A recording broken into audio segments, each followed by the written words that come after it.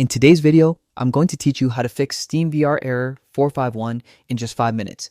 This error can be quite a nuisance, but with these straightforward steps, you'll have your system up and running smoothly again in no time.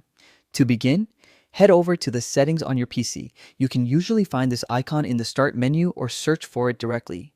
Opening the settings is your gateway to adjusting how your system operates, and it's where we'll make the necessary tweaks to fix this error. Once your settings menu is open, navigate to the system section. It's usually one of the first options you'll see. Inside the system settings, click on display. This area manages how things appear on your screen, but it's also linked to important graphics functions that affect Steam VR. Scroll down the display options until you find graphics settings. This section allows you to configure how your system's graphics are processed. Next, click on Change Default Graphics Settings. You'll see a few advanced options, but don't worry, I'll guide you through them. Find the setting called Hardware Accelerated GPU Scheduling. This feature can sometimes interfere with applications like Steam Vive. All you need to do is toggle this option off. It's a small change, but it can make a big difference in stability. After that, restart your PC to ensure the new settings take effect.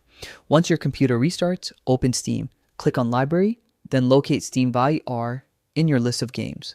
Right-click on it and select Properties. In the Properties window, go to the Betas tab. This section allows you to opt into or out of test versions of applications.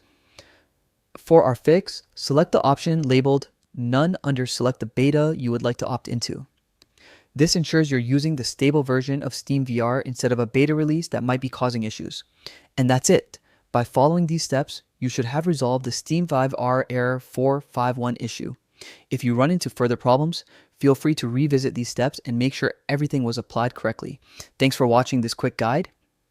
Enjoy your seamless VR gaming experience.